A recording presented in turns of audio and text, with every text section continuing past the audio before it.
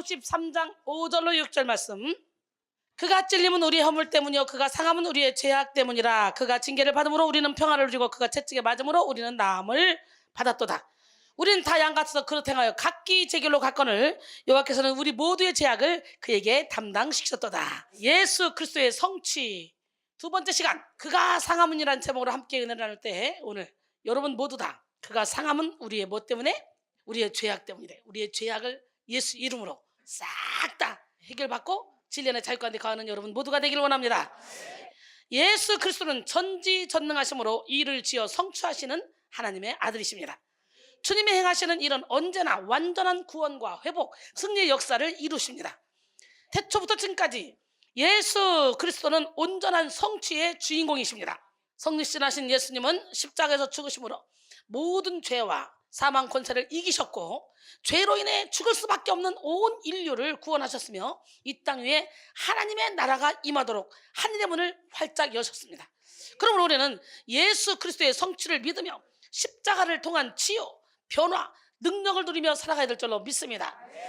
에레미야 33장 2절로 3절, 이를 행하시는 여호와, 그것을 만들어 성취하시는 여호와, 그의 이름을 여호와라는 이가 이와 같이 이르노라. 너는 내게 부르짖으라. 내가 내게 응답하겠고 내가 알지 못하는 크고 은밀한 일을 내게 보이리라.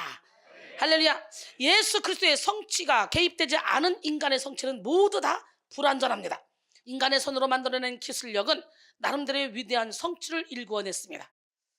그래서 우리는 교통의 발달, 정보 통신의 발달, 건설 기술의 발달, 문화 예술의 발달, 교육의 발달 등등 이것들을 누리며 참으로 편리한 삶을 살고 있죠. 하지만 인간의 성취에는 반드시 어둠의 그림자가 따라다닌다는 거예요. 최첨단으로 의학기술은 발달해서 인간의 수명은 연장되었지만 많은 사람들이요 생명을 귀하게 여기지 못하고 상처를 주고받으며 살아가고 스스로 자기 목숨을 끊는 경우가 비일비재합니다. 반기문 전 유엔 총장의 말인데요, 그는 이런 말을 했어요. 고속도로는 넓어졌지만 시야는 더 좁아졌다. 소비는 많아졌지만 기쁨은 더 줄어들었고 생활은 편리해졌지만 시간은 더 부족하고 가진 것은 몇 배가 되었지만 소중한 가치는 더 줄어들었다. 학력은 높아졌지만 상식은 더 부족하고 지식은 많아졌지만 판단력은 더 모자란다. 돈을 버는 법은 배웠지만 나누는 법을 잊어버렸고 평균 수명은 늘어났지만 시간 속에 삶의 의미를 넣는 법은 상실했다. 달에 갔다 왔지만 길을 건너가 이웃을 만나기는 더 힘들어졌고 우주를 향해 나아가지만 우리 안의 세계는 잃어버렸다. 공기 정화는 갖고 있지만 영혼은 더 오염되었고 원자는 쪼갤 수 있지만 편견은 부시지 못한다 라고 말했어요. 정말 맞는 말이지 않아요? 전도서 2장 20절로 23절, 이러므로 내가 해 아래서 한 모든 수고에 대하여 내가 내 마음에 실망하였도다. 어떤 사람은 그 지혜와 지식과 재주를 다하여 수고하였어도 그가 얻은 것을 수고하지 아니한 자에게 그의 몫으로 넘겨주리니 이것도 헛된 것이며 큰 악이로다. 사람이 해 아래서 행하는 모든 수고와 마음에 애쓰는 모든 것이 무슨 소득이 있으랴. 일평생에 근심하며 수고하는 것이 슬픔뿐이라. 그의 마음이 밤에도 쉬지 못하나니 이것도 헛되도다 그랬어요. 전도서 12장 1절로 2절 보니까 너는 청년의 때에 너의 창조주를 기억하라. 곧 곤고한 날이 이르기 전에, 나는 아무 낙이 없다고 할 해들이 가깝기 전에, 해와 빛과 달과 별들이 어둡기 전에, 비 뒤에 구름이 다시 일어나기 전에 그리하라. 할렐루야. 그리고 솔로몬은 모든 것이 헛되다고 탄식하면서 지혜로 또 쾌락으로 사업으로 인생의 만족을 누려보려고 몸부림쳤지만 결국은 일의 결국을 다 얘기하면서 다 시험해봤다는 거예요. 그러나 뭐라고 고백합니까? 마지막에서 전도서 12장 13절로 14절에 보니까 일의 결국을 다 들었으니 하나님을 경외하고 그 명령을 지킬지어다. 이것이 모든 사람의 본분인지라. 하나님은 모든 행위와 모든 은밀한 일을 선악간에 심판하시리라 그랬어요. 할렐루야. 기적의 하나님은 누구 하나님? 그러므로 우리는 스스로 계획하고 스스로 진행하며 스스로 성취해내는 인생을 멈추고 예수 그리스도의 계획을 따라, 예수 그리스도의 진행을 따라, 예수 그리스도의 성취를 따라 살아가는 지혜로운 성도가 되어야 될 줄로 믿습니다. 역사의 이 알파와 오메가가 되시는 하나님의 성취는 언제나 완전하십니다. 때때로 하나님은 우리를 광야라는 힘겨운 시간으로 이끄시지만 이를 통해 죽음과 절망을 초월하는 소망의 부활을 경험하게 하십니다. 너희를 향한 나의 생각을 내가 안 하니 평안이요 재앙이 아니라 너에게 미래와 희망을 주라는 것이라. 예레미야 29장 11절은 말씀하시죠. 바벨론의 포로로 간 이스라엘 백성들에게 너희들이 포로로 가 있지만 결국은 내가 너희를 건져 올 거야. 하나님의 본심은 우리가 행복하게 기쁘게 즐겁게 사는 거예요. 근데 때때로 이렇게 하나님은 우리를 광야로 밀어낼 때고 때로는 하나님은 우리에게 환난과 역경의 밤을 허락하십니다. 그러나 그 안에서 죄의 껍질을 다 벗기고 영원히 빛날 하나님의 빛을 채워주십니다. 할렐루야. 그러므로 우리는 전적으로 예수 그리스도의 성취에 기대어 살아가야 돼요.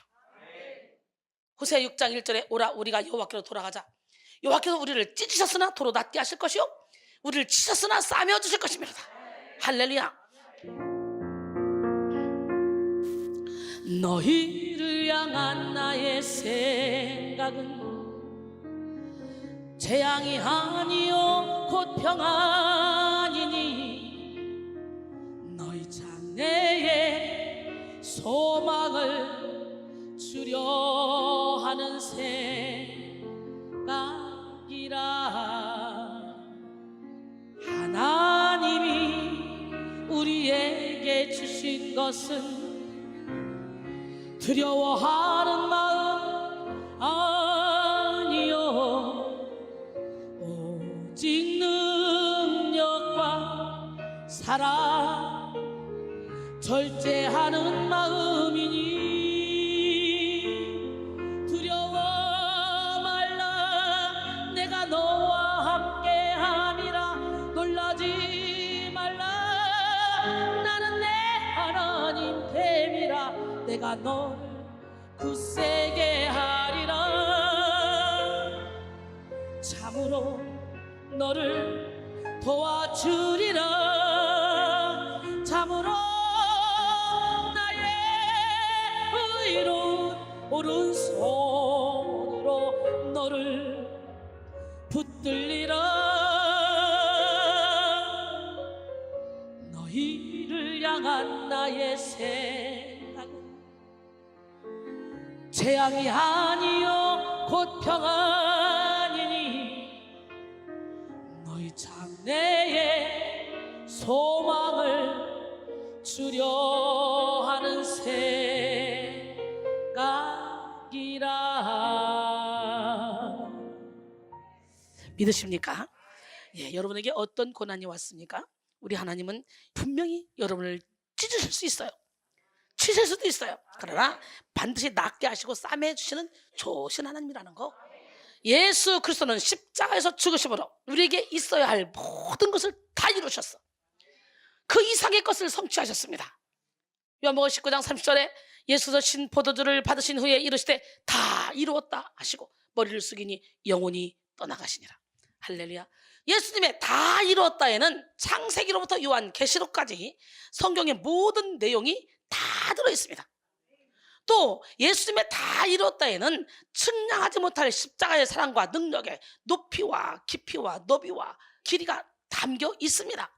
예수님의 완전한 이루심 안에는 우리가 구하는 모든 것들이 다 들어있다는 거예요. 여러분이 필요로 하는 지혜와 능력, 지식, 치료와 회복, 공급과 인도 등 모든 것이 그리스도의 성취 안에 담겨 있습니다. 고린도서 2장 3절에 보니까 그 안에는 지혜와 지식의 모든 보화가 감춰져 있느니라. 할렐루야. 그럼 우리는 불완전한 인간의 성취를 내려놓고 온전한 예수 그리스도의 성취를 따라 살아가야 합니다. 우리의 생각과 판단, 경험과 감정, 틀과 습관을 다 내려놓고 온전한 성취를 이루신 예수 그리스도의 진리를 쫓아 살아가는 우리 모두가 되기를 원합니다. 할렐루야. 예수 그리스도의 성취는 거저 이루어지는 것이 아닙니다. 예수님은 실로 가늠하기 힘든 수단을 통과하여 성취를 이루어내셨습니다. 그러니까 하나님의 상속자가 되기 위해서 우리는 고난도 함께 받아야 된다잖아요. 현재의 고난은 창차받을 영광과 비교할 수 없다고 그러잖아요. 베드로전서 1장 11절에 보니까 자기 속에 계신 그리스도의 영이 그 받으실 고난과 후에 받으실 영광을 미리 증언하여 누구를 또는 어떠한 때를 지시하시는지 상고하니라 그랬어요. 히브리서 2장 9절 오직 우리가 천사들보다 잠시 못하게 하심을 입은 자 곧 죽음의 고난을 받으심으로 말미암아 영광과 존귀로 관을 쓰신 예수를 보니 이를 행하심은 하나님의 은혜로 말미암아 모든 사람을 위하여 죽음을 맛보려 하심이라 그랬어요. 히브리서 2장 18절도 보니까 그가 시험을 당하여 고난을 당하셨은즉 시험 받는 자들을 능히 도우실 수 있느니라. 히브리서 4장 15절로 16절 보니까 우리에게 있는 대제사장은 우리의 연약함을 동정하지 못하시리가 아니요 모든 일에 우리와 똑같이 시험을 받으시니로되 죄는 없으시니라.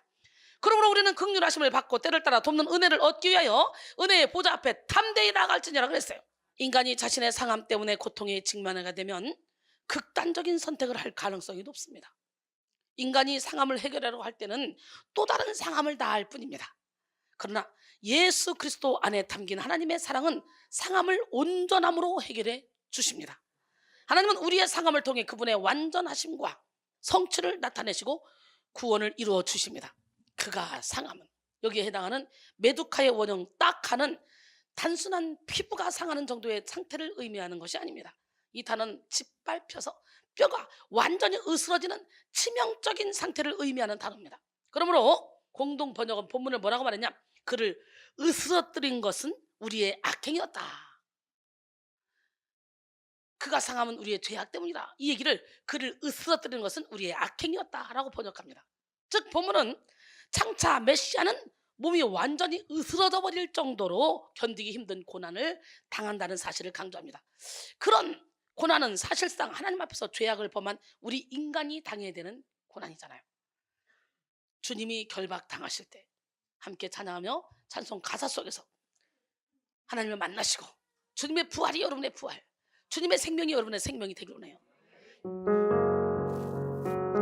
주님이 결박당하실 때에 나의 마음 괴로웠고 주님이 매맞고 능욕당하실 때 나 어찌할 줄을 몰랐으며 주님이 채찍으로 맞으실 때 내 눈에 눈물이 고여 흐름이여 주님이 못 박힐 때 내가 흔들림이여 내 눈에서 오열의 파도가 넘치며 나의 마음 걷잡을 수 없어라. 그의 아픔이 내 아픔이요 그의 죽음이 내 죽음이라. 그러기에 그의 부활도 내 부활이네. 그러기에 그의 생명도 내 생명이네. 그러기에 그의 사랑도 내 사랑이네. 그러기에 그의 능력도 내 능력이네. 할렐루야. 우리는 예수님의 성취를 의지하여 허물이 벗겨진 삶, 죄에서 해방된 삶, 평화로운 삶, 건강한 삶, 행복한 삶, 사랑이 넘치는 삶을 살아야 합니다. 예수 그리스도의 이름을 믿는 우리에게는 예수 그리스도의 성취를 누릴 권세가 있습니다. 이 시간 여러분 모두가 주님의 부활이 여러분의 부활이요 주님의 생명이 여러분의 생명이 되기를 원합니다. 주님의 치료가 여러분의 치료가 되고 주님의 기쁨이 여러분의 기쁨이 되기를 원합니다. 할렐루야. 오늘 우리가 살아가고 있는 이 세상은 배설물과 같은 죄가 관영합니다. 까만 옷에 오물이 묻으면 잘 표시가 되지 않듯이 죄로 물든 세상 속에 살아가는 사람들은 죄를 죄로 인식하지도 못하는 경우가 많이 있습니다. 많은 세상 사람들이 하나님이 싫어하는 시기, 미움, 다툼, 질투, 원망, 교만, 불평을 죄로 여기지 않습니다. 두려움, 거짓말 죄로 여기지 않아요. 우상숭배, 거짓 증거, 악독, 이단 등도 죄라고 보지 않습니다. 뿐만 아니라 요즘은 동성애, 간음까지도 죄로 보지 않는 움직임이 상당합니다. 이렇게 죄로 관영한 세상 속에 살아가는 우리는 죄 속에 뒹굴면서 영혼의 고귀함을 잃어버린 채 죄가 만드는 여러 가지 상처에 고통당하며 살 수밖에 없습니다. 죄는 그 성질상 모든 것을 상하게 만듭니다. 죄는 그 자체로 무서운 가시와 치명적인 독을 가지고 있습니다. 그래서 우리가 죄를 지을 때 죄는 우리를 찌르고 독소로 우리의 생명을 빼앗습니다. 결국 죄는 우리의 육체를 상하게 하고 우리의 마음을 상하게 하며 우리의 기분을 상하게 할 뿐만 아니라 관계를 상하게 하고 인생 전체를 상하게 합니다. 죄는 인생의 치명적인 상함을 만들고 결국 사망에 이르게 됩니다. 야고보서 1장 14절로 15절 오직 각 사람이 시험을 받는 것은 자기 욕심에 끌려 미혹됨니 욕심이 잉태하지 죄를 낳고 죄가 장성하여 사망을 낳느니라 그랬어요. 아담과 하와가 범죄하기 전에는 상함이라는 것이 없었어요. 하나님이 창조하신 에덴 동산에는 온전한 기쁨과 자유, 사랑과 평안이 충만했습니다. 하지만 아담과 하와가 범죄한 그 순간 곧바로 그들의 영혼이 치명적인 상처를 입고 수치심을 얻었고 두려움을 얻게 됐어요. 그래서 여호와의 소리를 듣고 숨잖아요. 두려워해서. 그리고 서로가 책임 전가하잖아요. 그들은 하나님께 범죄했지만 상처는 자신들이 얻게 됐다는 거지. 여기서 죄와 상처의 관계가 밀접하다는 것을 알 수 있습니다. 죄와 상처를 분리시켜서 생각할 수가 없습니다. 그렇게 상처받은 것도 우리 영혼의 죄의 영향력을 허용하는 또 다른 죄입니다. 범죄한 아담과 하와는 수치심의 상처, 두려움의 상처에 매이게 되었고 서로를 미워하고 정죄하는 상처에 빠지게 되었습니다. 그들의 내면은 온통 열등감과 죄의식으로 가득하게 되었고 그들을 통해 나오는 모든 말과 행동은 상처의 기운을 막 풍기게 되었습니다. 우리는 상처의 기운을 풍겨야 돼요? 아니면 사랑의 기운을 풍겨야 돼요? 기쁨의 기운을 풍기고 섬김의 기운을 풍기고 나눔의 기운을 풍기고 사랑의 기운을 풍기는 기적의 주인공이 되기를 원합니다. 그래서 여러분, 죄 중에 태어난 인간은 일평생 죄에 매여 살면서 죄가 만든 상처로 뒤덮여서 인생을 살게 되어 있습니다. 로마서 3장 10절로 12절 기록된 바 의인 없나니 하나도 없으며 깨닫는 자도 없고 하나님을 찾는 자도 없고 다 치우쳐 함께 무익하게 되고 선을 행하는 자는 없나니 하나도 없도다 그랬어요. 에베소 2장 2절로 3절 그때 너희는 그 가운데서 행하여 이 세상 풍조를 따르고 공중의 권세 잡은 자를 따랐으니 곧 지금 불순종의 아들들 가운데 역사하는 영이라. 전에는 우리도 다 그 가운데서 우리 육체의 욕심을 따라 지내며 육체와 마음이 원하는 것을 하여 다들과 같이 본질상 진노에 다녔더니 우리는 다 본질상 진노에 다녔어. 상함의 대표 주자가 뭐냐? 바로 첫 번째 상함의 대표 주자는 두려움이에요. 마음이 상해봐. 일단 두려워. 근데요, 이 두려워하는 거 이거 무슨 죄인 줄 알아요? 계시록 21장 8절에 보니까 그러나 두려워하는 자들과 믿지 않는 자들과 흉악한 자들과 우상숭배하는 자들과 점술가들과 거짓말하는 자들, 이 자들이 두려워하는 자나 거짓말하는 자, 그 가운데 뭐가 있어요? 믿지 않는 자, 흉악한 자, 음행하는 자, 점술과 우상숭배자, 이게 그 안에 들어가 있어요. 근데 두려움과 거짓이 같이 양쪽으로 싸고 있네. 그리고 이 자들이 몽땅 다 같이 어떻게? 불과 유황으로 타는 못에 던져지르니 이것이 둘째 사망이라는 거예요. 한마디로 그것이 지옥 가는 죄래. 지옥 가는 죄. 우리 아무 생각 없이 두려워하지. 나 원래 내 성품이야 그러지. 안 믿으니까 두렵지. 두려움은 4가지 부정적인 결과를 가져다 줍니다. 두려움은요, 우리의 잠재력을 마비시켜버립니다. 두려움은 하나님이 주신 무한한 잠재력을 쓸 기회를 잃게 만들어버려요. 자신의 재능을 믿지 못하게 만들고 그 재능의 극대화를 방해하는 것이 바로 재능의 숨통을 쥐고 있는 공포라는 것입니다. 그 다음에 두려움은 우리의 행복을 방해합니다. 두려움은 대인 공포증, 광장 공포증, 고소 공포증, 폐쇄 공포증, 질환 공포증, 죽음 공포증과 같은 그런 심각한 만성 공포증 환자가 되게 만들어버립니다. 셋째, 두려움은 우리가 맺고 있는 인간관계를 파괴해버립니다. 거절당하는 것에 대한 두려움, 무시당하는 것에 대한 두려움, 비난받는 것에 대한 두려움, 피해당하는 것에 대한 두려움으로 정상적인 인간관계를 갖지 못하게 합니다. 그 다음에 넷째, 두려움은 성공을 방해시켜요. 우리의 성공을 방해합니다. 이사야 51장 13절에 보니까 하늘을 펴고 땅의 기초를 정하고 너를 지은 자 여호와를 어찌하여 잊어버렸느냐? 너를 멸하려고 준비하는 저 학대자의 분노를 어찌하여 항상 종일 두려워하느냐? 학대자의 분노가 어디 있느냐 그랬어요. 시편 27편 1절에 여호와는 나의 빛이요 나의 구원이시니 내가 누구를 두려워하리요. 여호와는 내 생명의 능력이 되시니 내가 누구를 무서워하리요. 할렐루야. 이사야 41장 10절에 보니까 두려워하지 말라. 내가 너와 함께함이라. 너는 놀라지 말라. 나는 내 하나님이 됨이라. 내가 너를 굳세게 하리라. 참으로 너를 도와주라. 참으로 의로운 나의 오른손으로 너를 붙들리라. 할렐루야. 이사야 43장 2절로 3절 보니까 내가 너를 구속하였고 내가 너를 지명하여 불렀나니 너는 내 거야. 네가 불 가운데 지날지라도 물이 너를 짓물지 못하며 네가 불 가운데 지날지라도 불이 너를 사르지 못할 거야 그랬어요. 할렐루야. 디모데서 1장 7절에 보니까 하나님 우리에게 주시는 마음은 두려워하는 마음이 아니요 오직 능력과 사랑과 절제하는 마음이래. 그 다음에 상함의 대표주자 두 번째는 뭐냐? 낮은 자존감입니다. 우리의 나이가 어떠하든지 생긴 모습이 어떠하든지 외모를 보지 않으시고 중심을 보시는 하나님께서는 우리를 통하여 아름답고 존귀한 일들을 이루어 가시고자 하십니다. 그러나 하나님께서는 아직도 우리에게 고쳐지지 않은 내면을 알고 계셔. 아무도 손댈 수 없는 그 내면의 자리에 수술 메스를 드시는 분은 하나님밖에 없죠. 히브리서 4장 12절에 하나님의 말씀은 살아있고 활력이 있어 자연할 수 없던 것보다 더 예리하여 우리의 혼과 영감이 관절과 골수를 찔러 저기까지 우리의 마음의 생각과 뜻을 판단한다 그랬어요.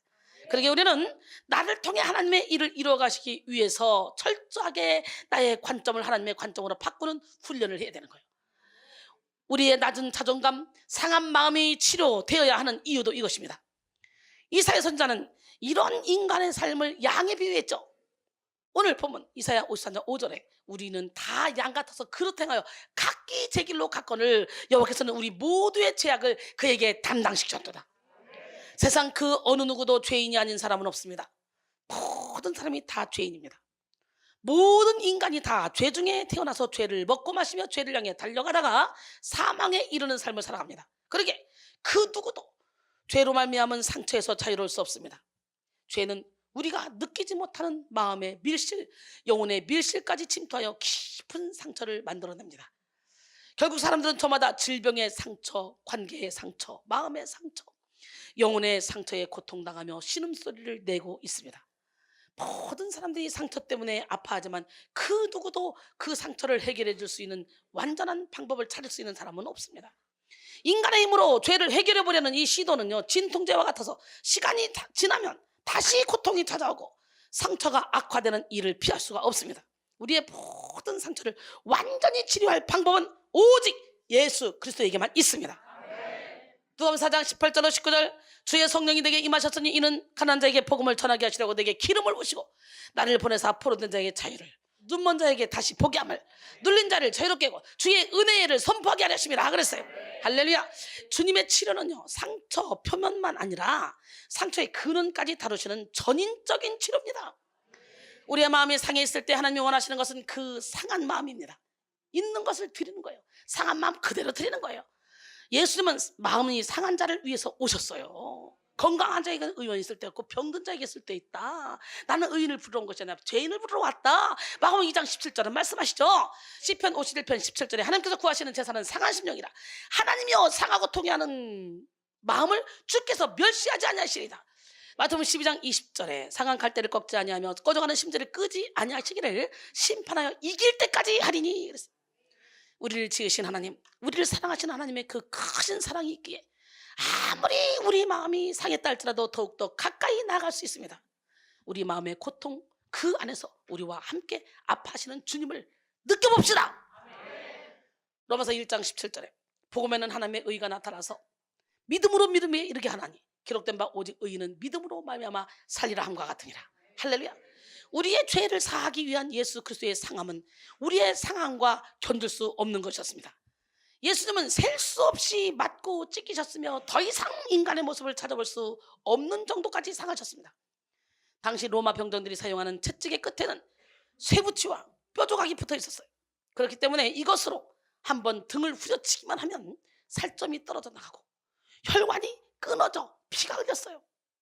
예수님은 그렇게 비참하게 채찍에 맞으시고 침뱉음을 당하시면서 엄청난 시험을 당하셨습니다. 이사야 52장 14절에 전에는 그의 모양이 타인보다 상하였고 그의 모습이 사람들보다 상하였으므로 많은 사람이 그에 대하여 놀랐거니와 그랬어요. 이렇게 예수님의 상함은 살짝 스치는 상처가 아니었어요. 예수님은 가시면류관을 쓰셨고 손과 발에 못 박혀 십자가에 달렸으며 창이 옆구리를 관통하여 물과 피를 모두 다 쏟으셨습니다. 그럼에도 불구하고 예수님은 아무런 대항도 하지 않았어요. 피조물이 하나님의 아들이신 그분을 그와 같이 능욕하였음에도 잠잠하셨습니다.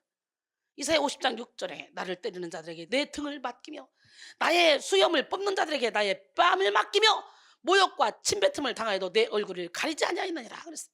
그렇다면 2000여 년 전 예수와 나와 무슨 상관이 있나요? 이렇게 말하는 사람 많더라고요. 근데 하나님은 어제나 오늘이나 영원토록 동일하신 분이야. 예수님의 상함은 오로지 우리의 상함을 해결하기 위한 상함이었고, 우리를 거룩하게 하기 위한 상함이었고, 우리로 영광을 누리게 하기 위한 상함이었습니다. 또한 원래 내가 당해야 될 고난이었는데 예수님은 모든 고통을 고스란히 떠안으셨습니다. 그런데 예수님의 아픔은 몸이 찢기고 멸시천대를 받는 그런 고통에만 있지 않았습니다. 예수님의 본질적인 상함은 예수님의 마음에 있었어요. 예수님은 우리가 죄를 향해 달려가면서도 깨닫지 못하는 것 때문에 마음이 상하셨어. 주님이 흘린 눈물은 십자가의 무거움이 아니야, 우리의 무지함을 아파하시며 흘린 눈물이었습니다. 에레미야 4장 19절에 슬프고 아프다, 내 마음속이 아프고 내 마음이 답답하여 잠잠할 수 없으니 이는 나의 심령이 나팔소리와 전쟁의 경보를 들으미로다 그랬어요. 우리를 향한 예수님의 상함은 하나님께 연락되는 예배가 되어 우리의 죄악을 사하는 능력이 되었습니다.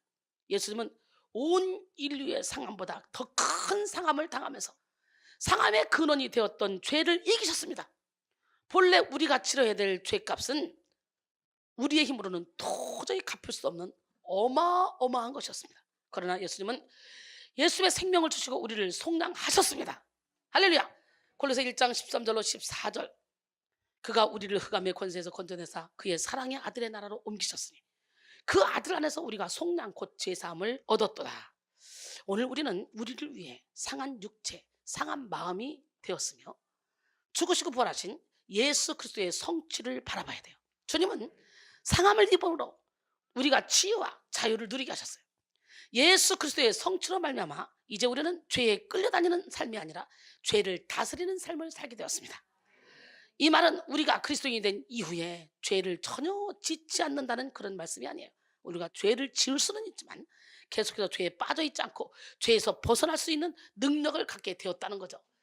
베드로서 1장 4절에 이로써 그 보배로 그 지극히 큰 약속을 우리에게 주사 이로 말미암아 너희가 정욕 때문에 세상에서 썩을 것을 피하여 신성한 성품에 참여하는 자가 되게 하려 하셨느니라 그랬어요. 옆 사람과 인사할까요? 우리 장성한 분량의 믿음을 가집시다. 신성한 성품에 참여합시다. 결론적으로 사랑하는 성도 여러분, 예수 그리스도는 십자가를 통해 우리의 죄를 대속하신 성취를 이뤄내셨습니다. 그러므로 우리는 우리 대신 상함을 입으신 예수 그리스도의 성취를 의지하여 모든 죄악을 사함받고 죄에서 자유한 삶을 살아야 됩니다.